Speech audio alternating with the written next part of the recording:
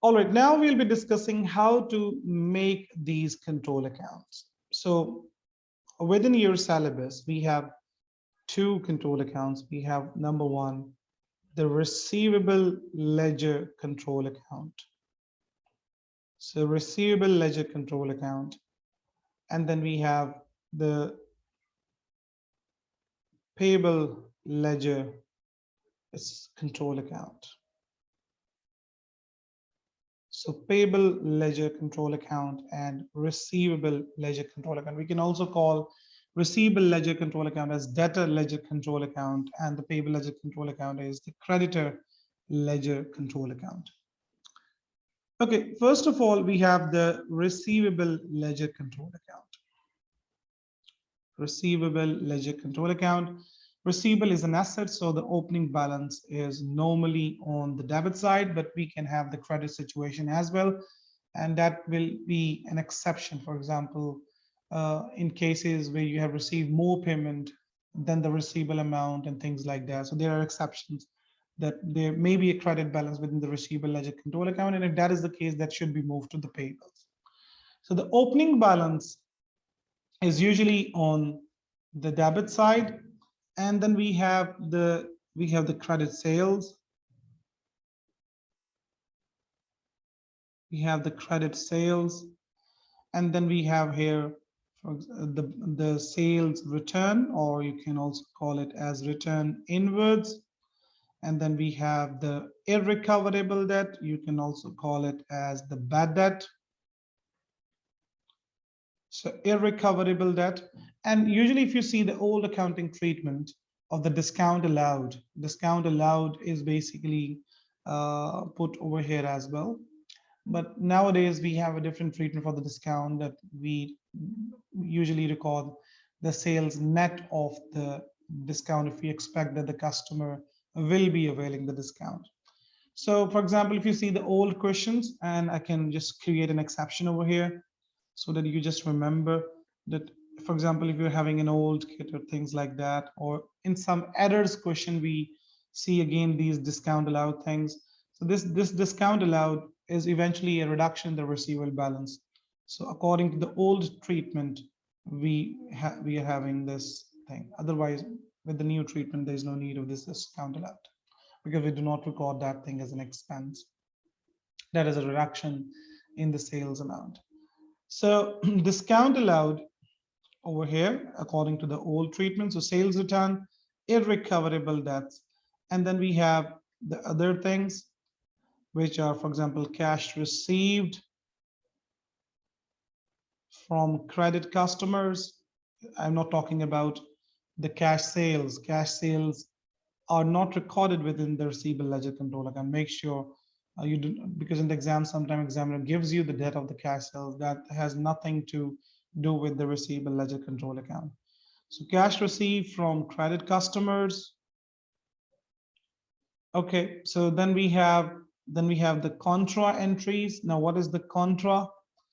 The contra is when you have the balance with your customer, you need to receive and simultaneously pay towards them. So this is the contra, and then we will be having the closing balance. So there are two things that you will not see within the receivable ledger control account, and make sure to remember this. The first thing is the allowance for receivables. The allowance for receivables have a separate account, and they are directly deducted from the statement of financial position receivable balance. So allowance for receivables are never recorded within the receivable ledger control account. And similarly, the other thing which I told you is the cash sales. Cash sales have nothing to do with the receivable ledger control account.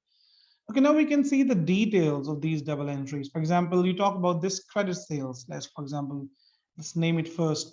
So when we make the sales, the double entry is debit receivable and credit sales account, debit receivables account, credit sales account. So the receivable account is being debited due to the credit sales. We know that in the T account, we give the reference of the corresponding entry. So the receivable account is being debited due to the credit sales. Similarly, we have the sales return thing. Let's name it as 2.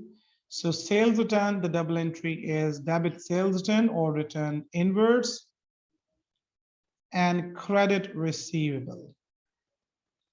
So basically receivable account is credited due to the sales return. Then we have the irrecoverable debt, the bad debt regarding which we are sure that we are not going to recover it. So debit profit or loss, we record that thing as an expense, or you can write debit irrecoverable debt expense, or instead you can simply write the debit profit or loss and credit receivable. Then we have this fourth one, which is an old treatment of discount allowed. Discount allowed is recorded as an expense. So discount allowed debit and receivable credit. So receivable account is being credited due to the discount allowed. And then we have this fifth entry. The fifth entry is regarding the cash received from credit customers. So the cash received is debit cash, credit receivable. So receivable account is credit due to the cash received from the credit customers. And then we have this contra entry, this sixth one. So this sixth one is the contra entry. This will be recorded both in the receivable and the payable ledger. So basically you have the balance with your customer. You need to receive them and simultaneously you owe them. So debit payable when you reduces the liability, and credit receivable when the receivable is de-recognized. So basically you do contra with them, the adjustment, the settlement. So debit payable, the payable account is being debited because the liability is reduced. And then we have the credit receivable thing. So this is how you're going to deal with the receivable ledger control again. Now, obviously, there are some important points we will be discussing there when we are practicing the questions. For example, you talk about these sales return. Sometimes the examiner use the term refunds for these things. So eventually we need to treat them the sales return, like you are making the refunds. So when you are making the refund, that means it is eventually a sales return. Sometimes the examiner uses the term credit note. So remember, the sales return can be used as a term you are making refunds, credit notes. So these are the same things within an exam question.